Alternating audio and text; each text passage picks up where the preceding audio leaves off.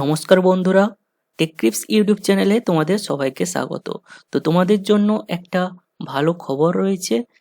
আয়ুষ্মান ভারত কার্ডের জন্য অ্যাপ্লাই শুরু হয়ে গেছে। পশ্চিমবঙ্গ সরকারের তরফ থেকে জনকল্যাণ শিবির আয়োজন করা হয়েছে এবং 15, 16 এবং 17 জুন 2026 এই 3 দিন জনকল্যাণ শিবির হবে এবং আয়ুষ্মান ভারতের ফর্ম তোমরা ওখান থেকেই তুলতে পারবে এবং জমাও দিতে পারবে। তো আজকের এই ভিডিওতে আমরা স্টেপ বাই স্টেপ দেখব যে কিভাবে আমরা আয়ুষ্মান ভারত কার্ডের জন্য অ্যাপ্লাই করব এবং এই ফর্মটা আমরা নির্ভুলভাবে কিভাবে ফিল আপ করবো। এটি হচ্ছে Ayushman Bharat Pradhanmantri Jan Arogya Yojana form for new enrollment West Bengal. তো এটাই হচ্ছে আয়ুষ্মান ভারতের ফর্ম। তো এই ফর্মটা কিভাবে ফিল আপ করতে হয় সেটা আমরা দেখব।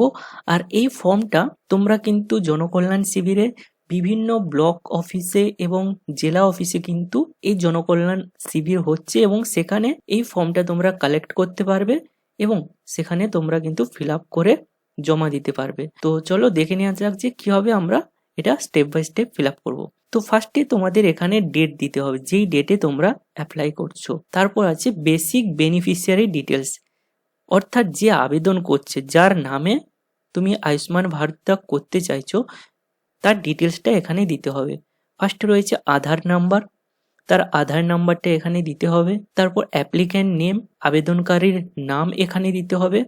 এখানে তোমরা অ্যাপ্লিক্যান্টের নাম ইংরেজিতে লিখবে এবং সেটা পুরোটা ক্যাপিটাল লেটারে লিখবে, যেভাবে তোমাদের আধার কার্ডে রয়েছে সেভাবেই লিখবে। তারপর এখানে আবেদনকারী রেশন কার্ডের নাম্বারটা দিতে হবে। ওকে, তো নেক্সটে দেখো এখানে ক্যাটাগরি রয়েছে। তো তুমি কোন ক্যাটাগরির আন্ডারে পড়ো, AAY, SP, HH না PHH নাকি RKSY 1 নাকি RKSY 2 নাকি জেনারেল। তো যেটা তোমার ক্যাটাগরি সেটা তোমাকে কিন্তু টিক চিহ্ন এখানে দিয়ে দিতে হবে। তারপর এখানে তোমাকে আধার লিঙ্কড মোবাইল নাম্বার, তোমার আধার নাম্বারটা যে মোবাইল নাম্বার সে লিঙ্কড রয়েছে সেই মোবাইল নাম্বারটা কিন্তু এখানে তোমাকে দিয়ে দিতে হবে। তারপর এখানে তোমার জেন্ডার দিতে হবে, তুমি মেল, পুরুষ, ফিমেল, মহিলা নাকি আদার। তারপর তোমার ডেট অফ বার্থ দিতে হবে, এখানে ডেট দেবে, এখানে মান্থ দেবে আর এখানে ইয়ার দিয়ে দেবে। তারপর এখানে ফুল অ্যাড্রেস দিতে হবে, হাউস নাম্বার, স্ট্রিট, ভিলেজ আর ওয়ার্ড। তো তোমার আধার কার্ডে যেভাবে অ্যাড্রেসটা রয়েছে ঠিক ওইভাবেই কিন্তু ওখান থেকে কপি করে এখানে বসিয়ে দেবে। তারপর এখানে ডিস্ট্রিক্ট মানে তোমার জেলা কি সেটা এখানে দিতে হবে, ব্লক বা ULB কি সেটা এখানে দিতে হবে। তারপর তোমার গ্রাম পঞ্চায়েত বা ওয়ার্ড সেটা কি এখানে কিন্তু লিখতে হবে। তারপর ফ্যামিলি হেড নেম, তোমার ফ্যামিলির কে হেড রয়েছে তার নামটা কিন্তু এখানে দিতে হবে। যখন তোমরা অন্নপূর্ণা ভান্ডার ফর্ম ফিল আপ করেছিলে সেখানে কিন্তু ফ্যামিলি যে হেডটা তার ডিটেলসটা কিন্তু চাইছিল। তো এখানে তোমাকে সেই ফ্যামিলি হেডের নামটা কিন্তু এখানে দিতে হবে। তো টোটাল ফ্যামিলি মেম্বার, তোমার পরিবারে কতজন মেম্বার রয়েছে, যদি 4 জন থাকে এখানে 4 লিখবে, 5 জন থাকলে 5 লিখবে। তারপর এখানে প্যান নাম্বারটা দিতে হবে, এখানে প্যান নাম্বারটা বসিয়ে দেবে। তো প্যান নাম্বার এখানে কাট দেবে, এখানে হেড অফ দ্য ফ্যামিলির প্যান নাম্বার কিন্তু বসাবেন, এখানে যে আবেদন করছে যে আবেদনকারী তার কিন্তু প্যান নাম্বারটা বসাতে হবে। ঠিক আছে, এরপর চলে আসবো ইলেকট্রাল ডিটেলস ইফ অ্যাবাভ 18।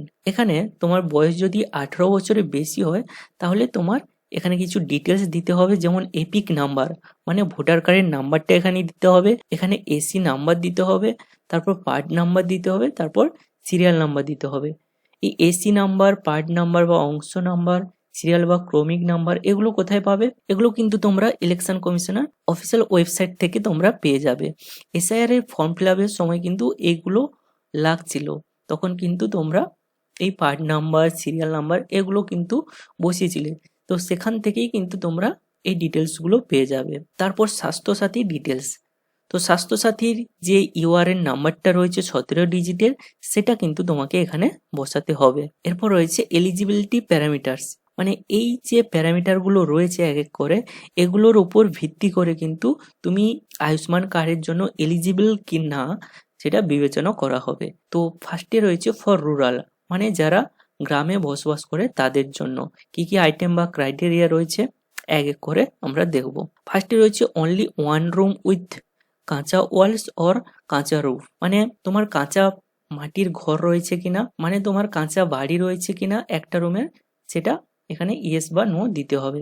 যদি থাকে তো ইয়েস, আর যদি না থাকে তো নো। তারপর রয়েছে no adult member between age 16 to 59, মানে 16 থেকে 59 বছরের মধ্যে কোনো অ্যাডাল্ট যদি তোমার বাড়িতে না থাকে, তাহলে এখানে ইয়েস অথবা নো এখানে চিহ্ন দিতে হবে। নেক্সট রয়েছে কি female headed households with no adult male member between 16 to 59, মানে বাড়ির প্রধান হচ্ছে মহিলা এবং কোনো প্রাপ্তবয়স্ক পুরুষ নেই 16 থেকে 59 বছরের মধ্যে, ইয়েস বা নো এখানে করতে হবে।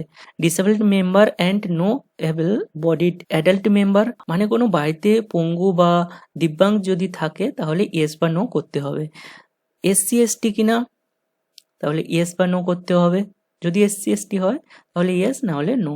তারপর কি রয়েছে landless household driving major part of their income from manual casual labour, মানে ভূমিহীন পরিবার বা দিনমজুর তাদের হচ্ছে আয়ের প্রধান উৎস কিনা, যদি হয় তাহলে ইয়েস, না হলে না করতে হবে। তারপর রয়েছে ডেস্টিটিউট অথবা লিভিং অন অ্যালমস, মানে নিঃস্ব বা ভিক্ষাজীবী কিনা, যদি হয় তাহলে ইয়েস। তারপর রয়েছে ম্যানুয়াল স্ক্যাভেঞ্জার ফ্যামিলিজ, মানে যারা আবর্জনা বা মলমূত্র পরিষ্কার করে তারা কিনা, যদি হয় তাহলে ইয়েস, না হলে নো করতে হবে। তারপর রয়েছে প্রিমিটিভ ট্রাইবাল গ্রুপস, মানে আদিবাসী উপজাতি কিনা, যদি হয় তাহলে ইয়েস করতে হবে, না হলে নো করতে হবে। তারপর কি রয়েছে লিগেলি রিলিজড বন্ডেড লেবার, মানে তুমি আইনত মুক্তিপ্রাপ্ত শ্রমিক কিনা, যদি হও তাহলে ইয়েস করতে হবে, না হলে নো করতে হবে।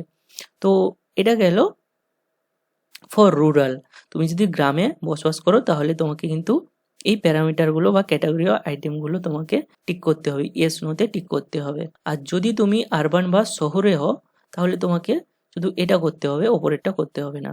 তো আরবানের জন্য কি রয়েছে র্যাক পিকার কিনা, মানে তুমি কুড়ানি কিনা, তাহলে ইয়েস বা নো করতে হবে। বেগার কিনা, এই ভিক্ষুক হও, ইয়েস বা নো করতে হবে। ডোমেস্টিক ওয়ার্কার কিনা, গৃহকর্মী কিনা, তাহলে ইয়েস বা নো করতে হবে। তারপর রয়েছে স্ট্রিট ভেন্ডার, স্ট্রিট ভেন্ডার মানে হচ্ছে রাস্তার যে বিক্রেতা। কবলার, কবলার মানে হচ্ছে মুচি।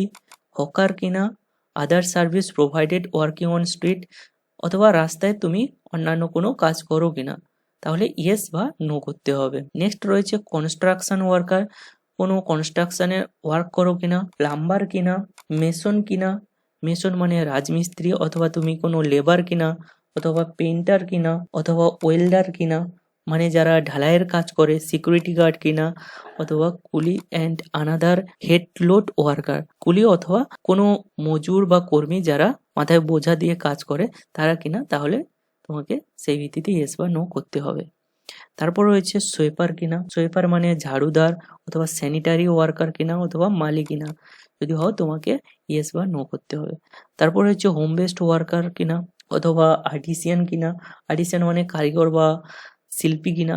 হ্যান্ডিক্রাফট ওয়ার্কার, হ্যান্ডিক্রাফট ওয়ার্কার মানে হস্তশিল্পী কর্মী কিনা তুমি, অথবা টেলার, টেলার মানে দর্জি, যদি হও তাহলে ইয়েস বা নো করতে হবে। তারপর হচ্ছে ট্রান্সপোর্ট ওয়ার্কার, তুমি ট্রান্সপোর্ট ওয়ার্কারের কাজ করো কিনা, অথবা ড্রাইভারের কাজ করো কিনা, কন্ডাক্টরের কাজ করো কিনা, হেল্পার কিনা, যে ড্রাইভার বা কন্ডাক্টরের যদি হেল্পার হও, অথবা কাঠ পুলার ঠেলা গাড়ির চালক কিনা, অথবা রিক্সার চালক কিনা, যদি হও তাহলে তোমাকে এখানে ইয়েস করতে হবে অথবা নো করতে হবে।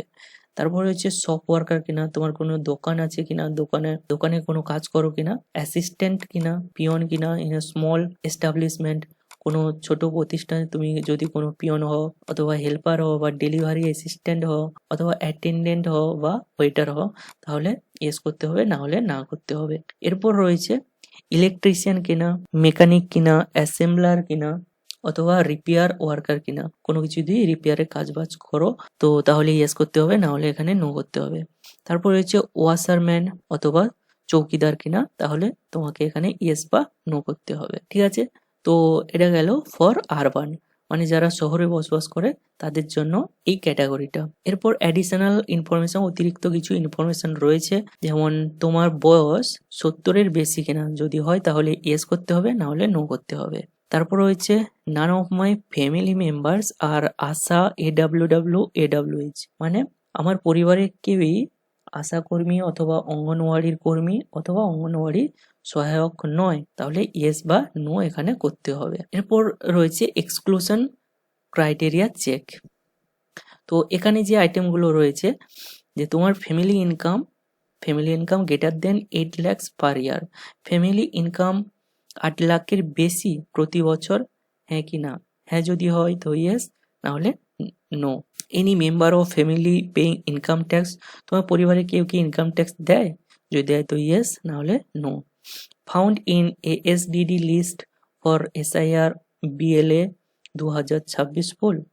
তো 2026 ইলেকশনে এসআইআর অথবা বিএলএ তে এএসডিডি তে নাম পাওয়া গেছে। এএসডিডি মানে হচ্ছে অ্যাবসেন্ট অথবা শিফটেড অথবা ডেড মানে মৃত অথবা ডুপ্লিকেট মানে অনুপস্থিত অথবা স্থানান্তরিত, মৃত বা ডুপ্লিকেট যদি নাম পাওয়া যায় এসআইআর 2026 ইলেকশনে, তাহলে কিন্তু এখানে ইয়েস করতে হবে, না হলে নো করতে হবে।